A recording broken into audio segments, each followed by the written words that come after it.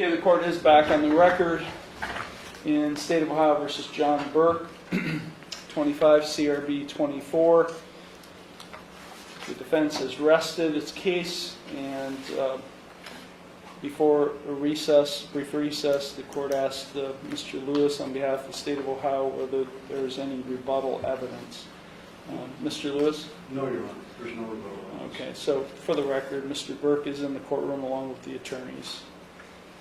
Okay, there being no rebuttal evidence, I'll now take closing argument. Mr. Lewis? Your Honor, I have an unusual request, I guess, that I would waive my first oral argument if the court would be kind enough to grant me a rebuttal closing argument in the interest of expediency here, rather than making two arguments.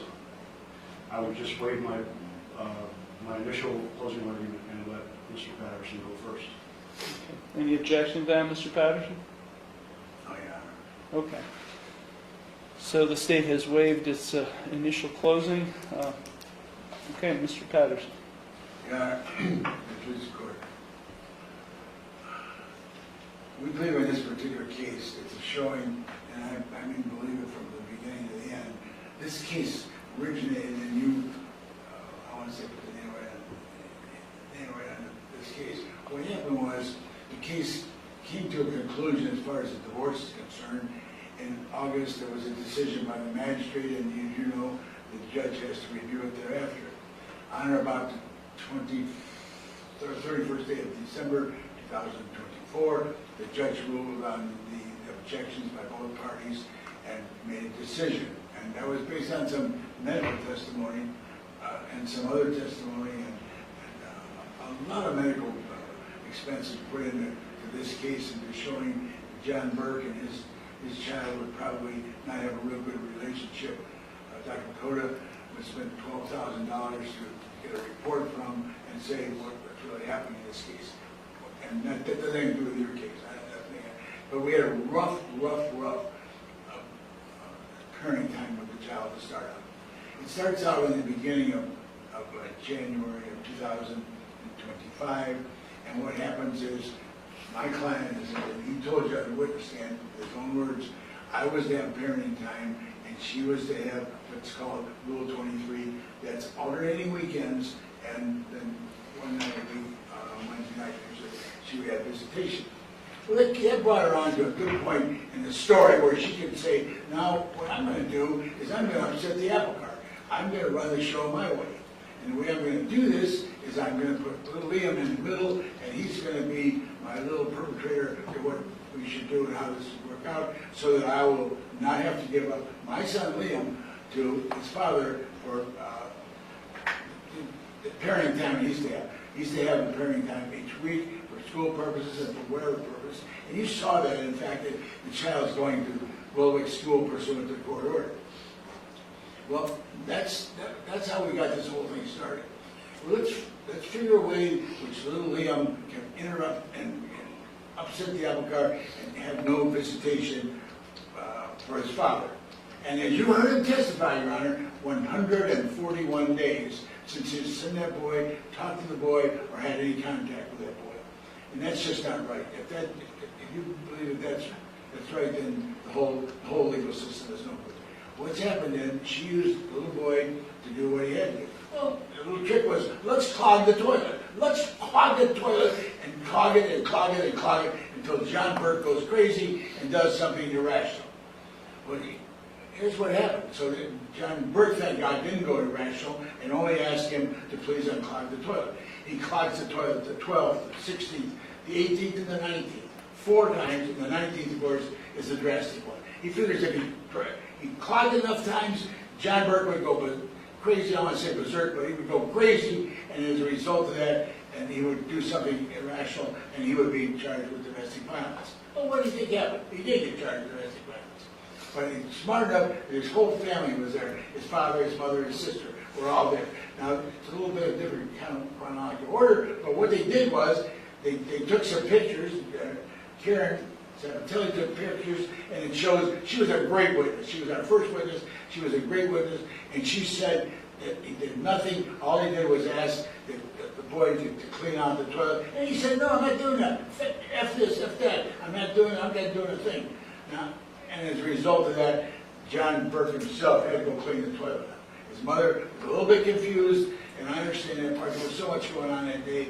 And his mother and father were up in age, and, God forbid that anything happened to him. But what happened was, she was a little confused. She did start to help him out at one time or another, and he cleaned up from that point. But he did nothing. He didn't do anything. He didn't hit that child, didn't slap that child, he didn't do anything to hurt that child whatsoever. And he says he used the phone as a means of punishment. That's a great way. You take the phone away. That's the only way you can do it to some of these young children, is take the phone away, and then when you take the phone away, then they're out of commission and they can't talk to all their friends and their mother in this particular case. Julia is really the person that started this, that she was supposed to contact us with our family wizard. That didn't happen. And you asked the question, a very good question, I thought, that did you try to contact the mother? Well, he couldn't contact the mother because she doesn't want to be contacted. Only one she wants to hear from is little Liam on his second phone that he's hiding from all the people here. And as a result of that, that's how the only way they communicate. And he has a second phone, and my client didn't know that, but that's how this all started. I got going. Well, anyhow, we couldn't contact Julie, we didn't contact Julie Burke, and we never, the only thing we did was, you know where the child is, and to this day, one day, he has not visited with the child, seen the child, and you don't think that's a terrible thing, it's just terrible. 141 days to see the child. But anyhow, as it proceeds on, she stopped him, and she got what she wanted, she got the son bringing these domestic violence charges against the father. He didn't hit the child, he didn't hurt the child, he did nothing. In fact, what the police should have done is brought the juvenile charges against the child for what he did. First, knocking out of his hand, the plunger, and for a second slapping his glasses off his face. That, if I don't know about domestic violence, then I don't know anything, because that's domestic violence. That's touching, hitting, and perpetrating a crime on my client. But the police didn't do anything. They did nothing. All they did was try to tell my client that this was domestic violence. If you look at the tape close up, you'll see it in there. Oh, this Burkle, whatever his name is, said, this is domestic violence. He went to law school, and that's what they taught him. He went 9 months in police. All of that shows you what this woman was up to, what she would go up to, and what she would do to get something done against John Burke so he wouldn't see Leo. This is all perpetrated, put together by her, and she did a wonderful job. The only thing is, he never hit the child, he never touched the child, other than, come on, we're going to go do this. We marched side by side from the bedroom where he's laying all the time, out into the bathroom, and he wouldn't do anything. And he uses the word if, bomb this, that, bomb that. I guess the court saw through that. Always saw there was no slapping on the part of my client, there was no hitting on the part of my client. And this is a criminal case, Your Honor. And you said it originally in the beginning, and I know you don't remember this, but you said this, you can't go bar hopping, court hopping is like bar hopping. And this woman did court hopping from one court to the other. She got turned down in the domestic relations court for domestic violence. She got turned down there. Then she runs it over here, and she's bringing action in the criminal court in Pontiac. And as a result of that, she thinks she can proceed forward. And in your words in the beginning, we tried this, and I don't know why you wouldn't let us bring the judgment from Judge Iarocci in, because you remember saying that, and I remember very clearly, you said, this is court hopping, you can't do it. But so be it.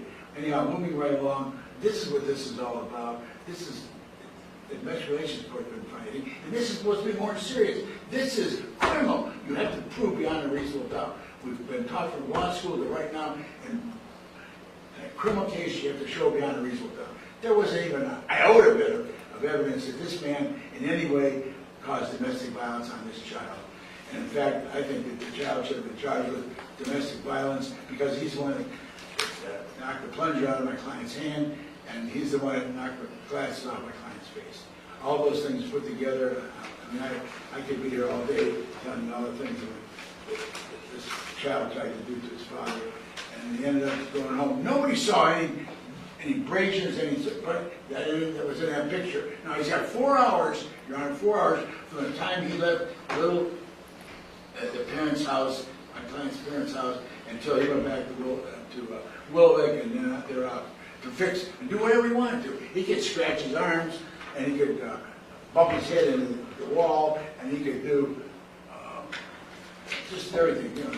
He could have done everything he possibly can to hurt and to put these marks on his body. I don't think there's anything I can say or do that would make it any better or any worse for anybody, except to tell you my client did not do this. And I think you could see the honesty that he testified to when he testified that everything was fine.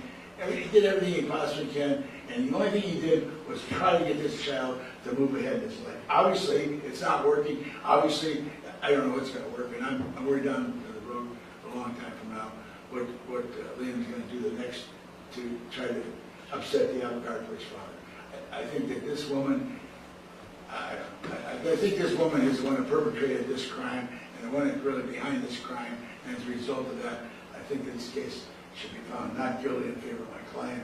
He's done nothing wrong. He testified sitting right there with you. He testified he did nothing. He didn't intentionally do anything. Didn't hit him. Didn't strike him. Didn't do anything. And as a result of that, which I believe he should find not guilty. Thank you very much. Thank you. Mr. Lewis. Thank you, Your Honor. Your Honor, the defense, in theory of the case, in this case is an interesting one. It's not at all believable, but it's interesting. This is the kind of defense you might present when you feel your child actually deserves some corporal punishment, but you're not willing to admit that one part of that corporal punishment that you know crosses the line into domestic violence.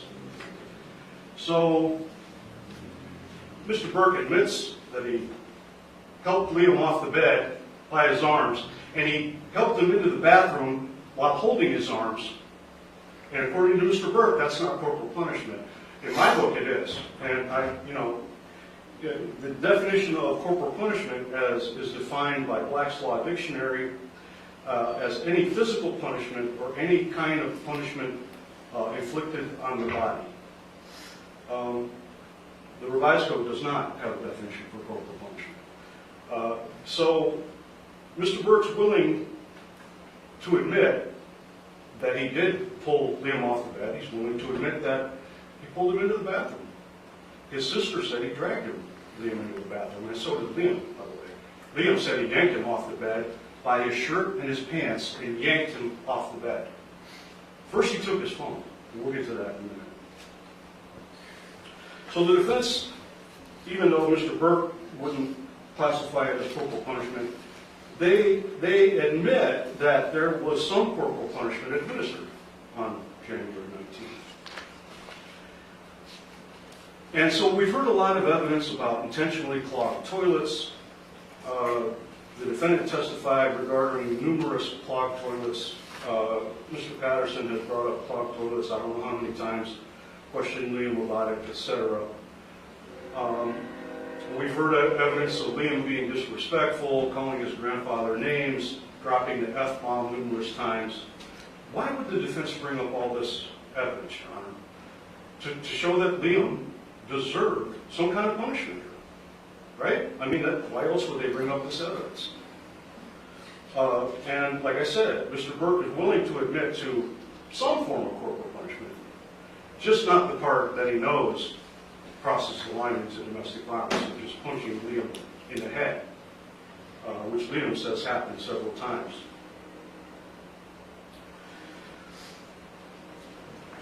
Mr. Burke admitted he was angry when he went into the bedroom, and he did not politely walk into that bedroom and say, "Hey, Liam, would you come and plug the toilet?" He pulled Liam off the bed, pulled him into the bathroom, took his phone first before he did any of that.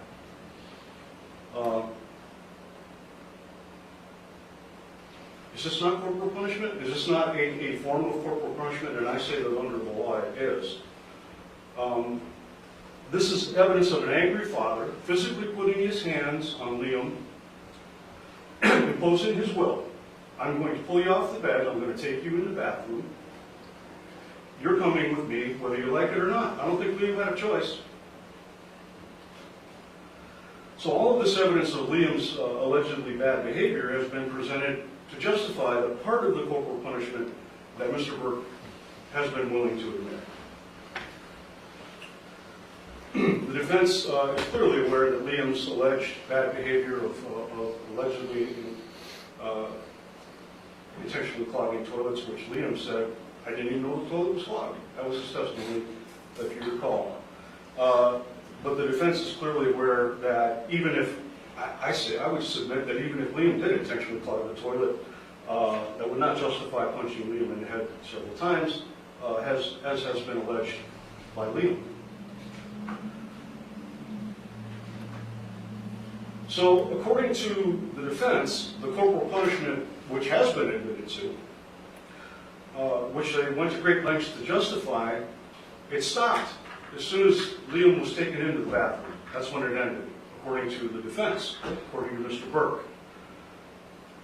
They not only claim that the corporal punishment ceased when he got into the bathroom, he claims that Liam became the aggressor and committed domestic violence against his father by knocking the plunger out of his hand and then smacking him in the face and knocking his glasses off. When they got into the bathroom, Liam became the aggressor at that point in time. He wasn't the aggressor when his dad took his phone. He wasn't the aggressor when the dad pulled him off the bed.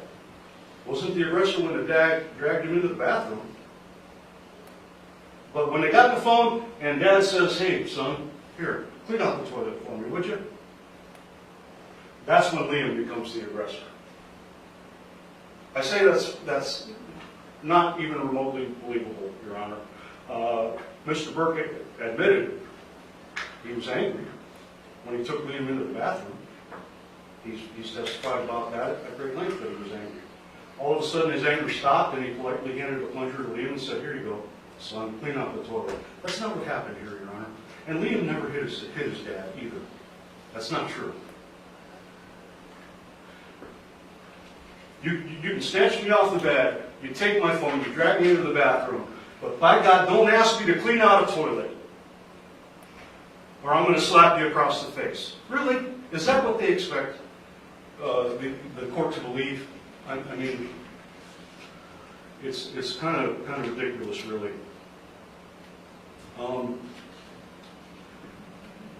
You know, it's a small step from the corporal punishment that Mr. Burke is willing to admit to, which he admitted to there on the witness stand, whether he considers it corporal punishment or not, to what really happened here. You know, the father's anger and punishment just went a bit too far in that bathroom. And Liam is telling the truth about how he received those lumps on his head, which were felt by Deputy Barbu, an unbiased witness here, Your Honor. He felt the bumps on Liam's head, under his hairline. They had to pull his hair apart to view the bumps, but Deputy Barbu felt the bumps on Liam's head. The defense offers no explanation as to how those injuries occurred. You know, according to his own attorney, Dad went crazy. It's a big leap from, you know, cleaning. Mr. Burke admitted that he did tell Liam to clean the toilet out by hand. Now, I'm sorry, but I think if my dad had asked me to clean out a toilet by hand, I would have said no also. How is it? It's not a big leap from someone who's willing to admit that he told his son to clean the toilet out by hand to jump to, well, did you stick the plunger in his face? Oh, no, I didn't do that. I just told him to clean it out by hand. Liam says that his father stuck the plunger in his face and that the plunger, the wet end of the plunger, actually touched Liam in the face, around the mouth area.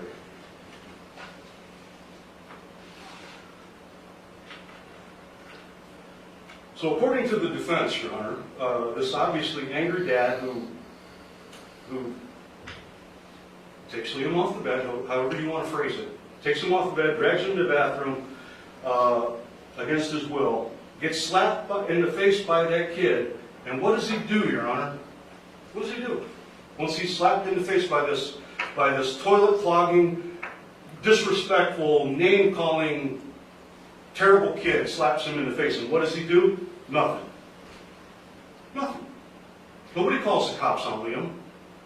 His attorney's complaining because Liam didn't get charged with domestic violence. Nobody called the cops on Liam. Nobody. Not Dad, not Sister Karen, nobody. Nobody called the cops on Liam.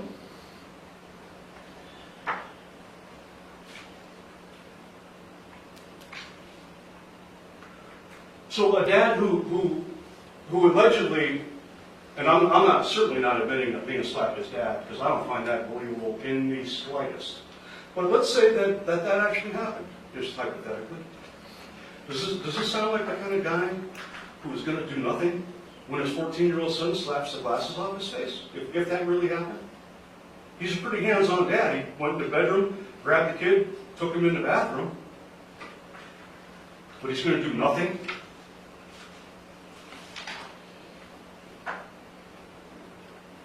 I mean, you see Liam, he's sitting back there. You saw him when he testified. Dad's 5'11" and 163 pounds.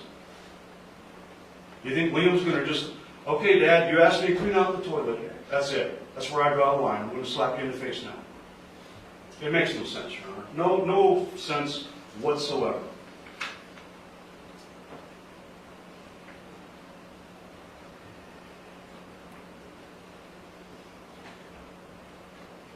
So, Mrs. Apatelli, the defendant's sister, who I think her bias would be obvious, but she testified here in this court and in Lake County that she went upstairs to be a witness for her brother. And I believe that the defendant's father even mentioned something about Karen went up there to be a witness for her brother. But according to Karen, she doesn't take her phone upstairs. Doesn't record what's actually happening in the bathroom. She records what happens later downstairs, which notably, this court never saw. I received a copy of it, but the defense never played that video, and we can only question or wonder why that happened. I think I have a pretty good idea, but she testified that she did not have her phone upstairs. Mr. Burke's father testified she did have her phone upstairs. You heard him. Happened today. I feel comfortable in saying that John Burke and his family are not big fans of Julie Villajama or Liam, who obviously sides with his mother. You heard Liam testify, Your Honor, that he hates his father. Doesn't want to visit, wants nothing to do with his father or his family. That was Liam's testimony. And I asked, like I asked Mr. Burke on the stand, I asked the court, why do you suppose that is? And I think Mr. Burke's answer was, well, hate is taught.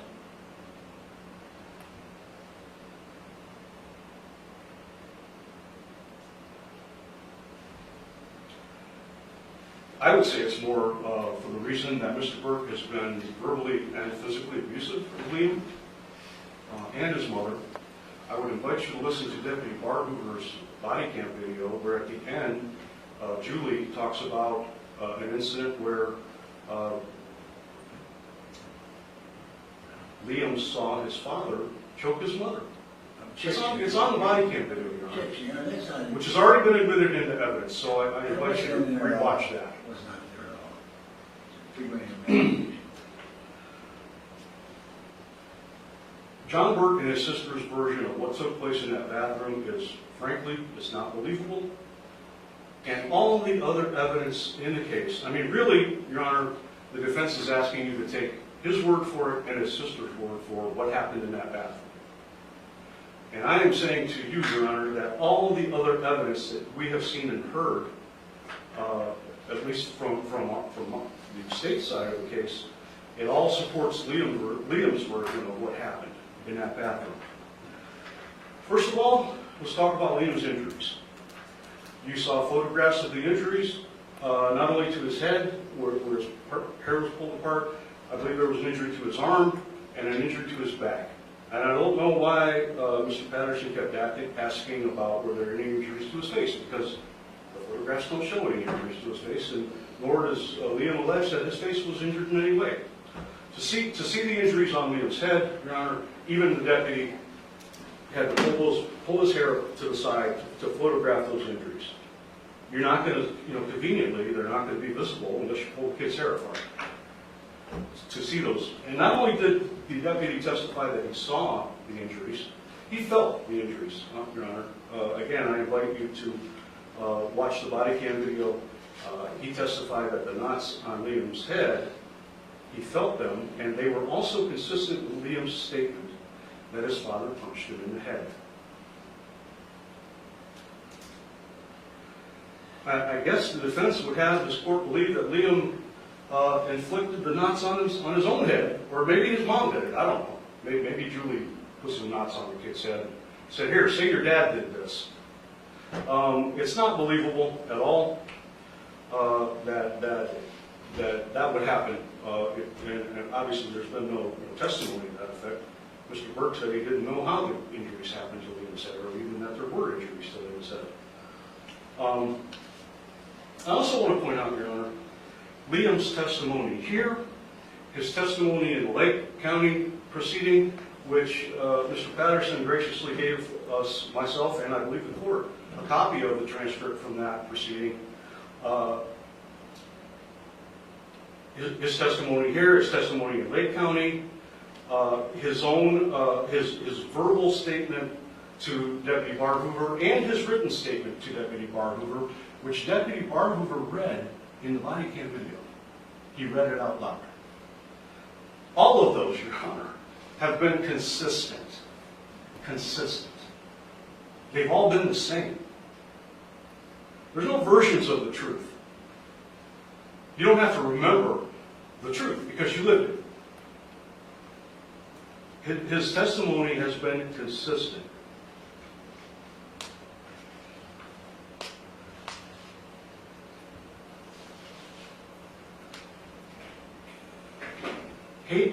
Hate is taught. That was Mr. Burke's response. I submit to you that Liam hates his father, wants nothing to do with his father, wants nothing to do with his father's family, because he's been abused by his father, verbally and physically. And if you recall Liam's testimony, there was verbal abuse that happened as well. That has happened between him and his father, that his father has inflicted on him.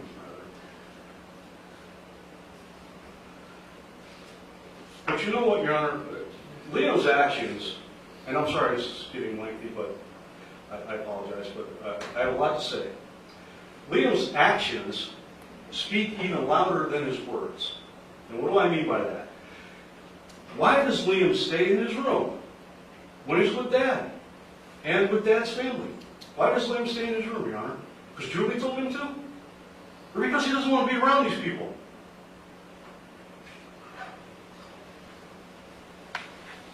Why does Liam carry an extra phone, Your Honor? Because he's had his phone taken away from him numerous times, and in case he needs to call his mother if something happens, like happened on January 19th, he carries an extra phone so he can call his mother.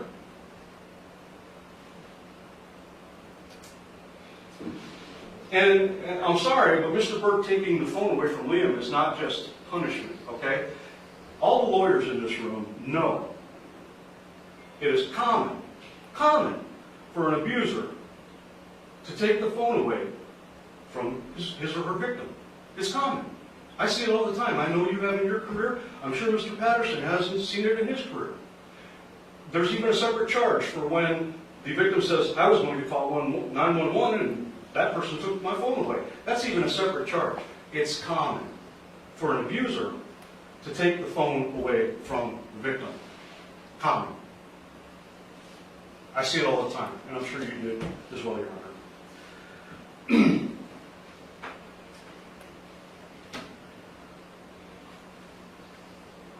When Liam finally did get access to a phone, this is interesting. When Liam finally did get access to his spare phone, did he call 911? No, he did not. Why? Well, the cops would have came to his dad's house. His dad would have been talking to the cops.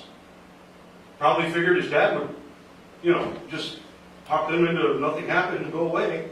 Liam ran from his dad's house, Your Honor. And Liam used the word ran. He ran. And Mr. Burke even used the word ran. Liam ran from the house, called his mom on a spare phone, told her what was happening, and ran. Called his friends, or asked his mom to call his friend's mother to pick him up so he could go to the Wycliffe Police Department, which is what happened. Which is what happened.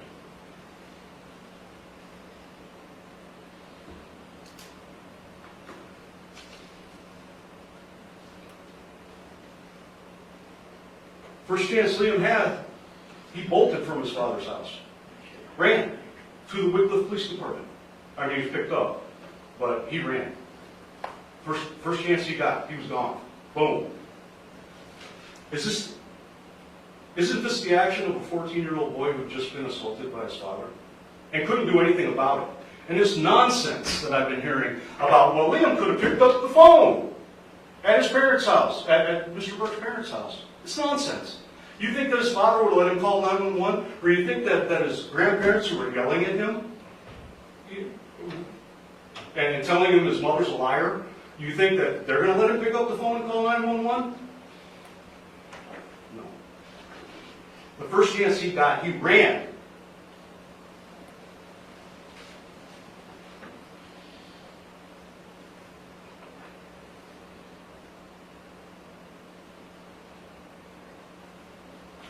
Here's another one, Your Honor. Why has Liam been willing to testify, not only in this court, but in Lake County? He testified in that hearing, too. Why would this 14-year-old boy... I mean, it's not a pleasant experience to be cross-examined by a defense attorney. And he's subjected himself to that twice now. And I asked Liam before this case went to trial, are you willing to do this? Because you're going to have to testify. He said, yes, I am. Because he's telling the truth.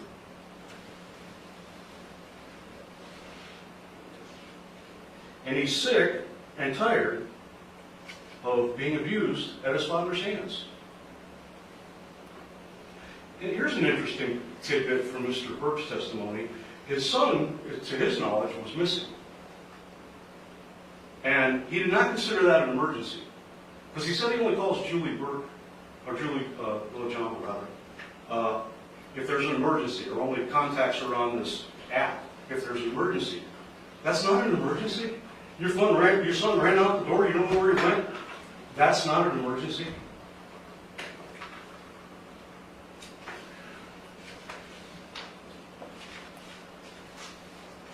John Burke's actions, or inactions, also speak loudly, Your Honor.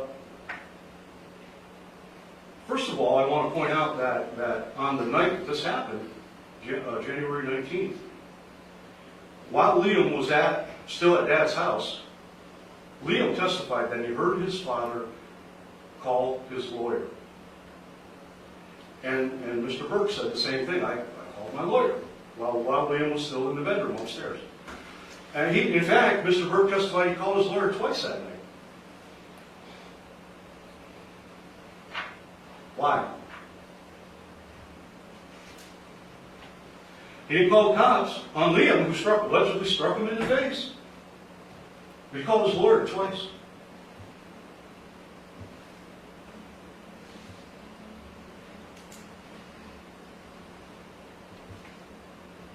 He could have called the cops from his parents' house, Your Honor. Mr. Burke could. He could have put a call on his cell phone. His eyewitness, allegedly, his sister, is there. Cop could have killed two birds with one stone. Got a statement from both of them about Liam smacking his father. But you know what? It didn't happen. Nobody called the cops. Nobody.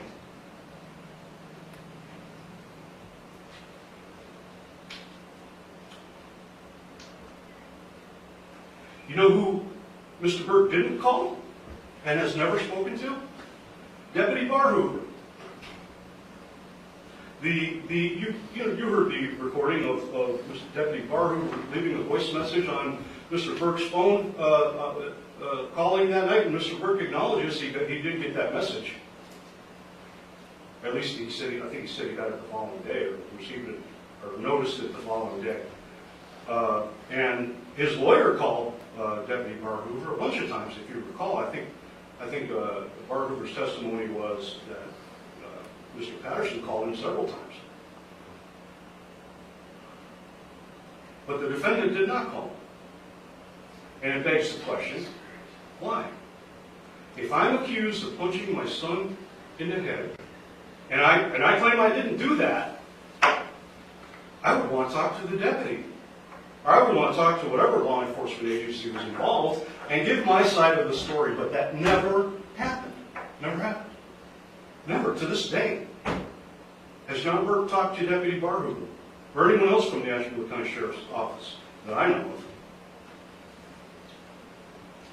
Nor did any member of his family, Mr. Burke's family. None of them have talked to the Sheriff's Department. And if I'm Deputy Barhoover and I call the defendant and I don't get a call back, I'm going to assume he doesn't want to talk to me. Or, that none of the witnesses want to talk to me either. So there was no further investigation on that end because John Burke never called him back. And he got the message. You heard him testify that he got the message from Deputy Barhoover. Never called back. Objection, we did call back, or he did call back. That's all part of the evidence. He's just exaggerating something that didn't happen. He wishes it did happen. Your Honor. This is argument. I know, I understand it, but it's going too far. I've never seen argument along off the basis that I have today. So far off it's.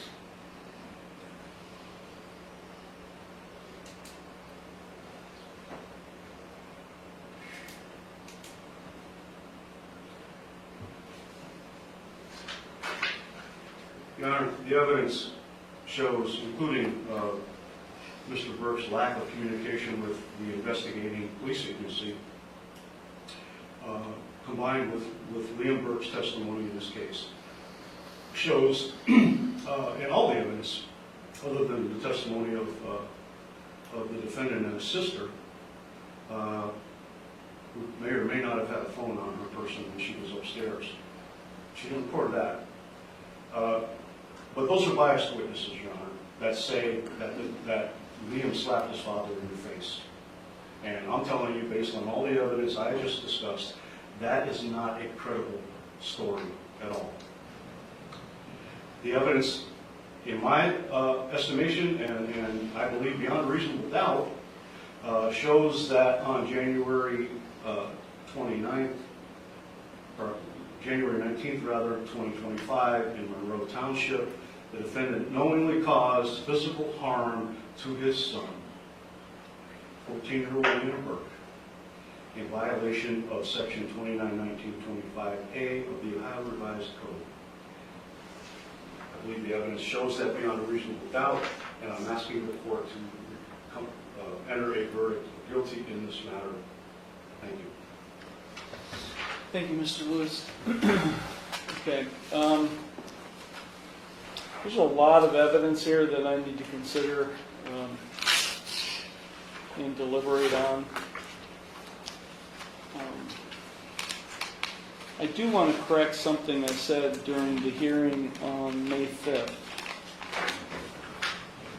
I think I came down on Mr. Patterson for not issuing a notice that he would use corporal punishment as an affirmative defense in this case. Well, I was wrong. Corporal punishment is available as an affirmative defense in a domestic violence case without such a notice. A notice is required in a child endangerment case. So this is not a child endangerment case. So, but I do want to, before we close it, I do want to ask, particularly you, Mr. Lewis, if Mr. Burke, or his attorney for that matter, do not call it corporal punishment. In other words, anything regarding anything that took place, whether it be in the bedroom or in the bathroom, but if they don't call it corporal punishment, could it still be corporal punishment? I think under the definition I provided to the court from Black's Law Dictionary, certainly the grabbing of Liam from the bed and physically taking him into the bathroom, however you want to describe that, I think that qualifies as corporal Well, punishment. but if they're not calling it corporal punishment, see what I'm saying? If he doesn't say it's corporal punishment, I only took his phone, that's punishment. That was the punishment. And, whatever else I did in the way of any kind of touching or what have you, but it's not corporal punishment, which is what Mr. Burke testified to. If he doesn't call it corporal punishment, is it still corporal punishment? I believe it fits the definition, Your Honor. Okay. I also believe that punching your son in the head and causing knots on his head is falls into the realm of domestic violence. Well, yeah, I understand your argument, but corporal punishment is an affirmative defense. Sure. Which the court is to consider the child's age, the child's behavior leading up to the discipline, the child's response to prior non-corporal punishment, the location and severity of the punishment, and the parent's state of mind while administering the punishment. So those are factors that the court considers in determining whether corporal punishment was administered. The point is that Mr. Burke basically said, I didn't give out any corporal punishment other than taking the phone.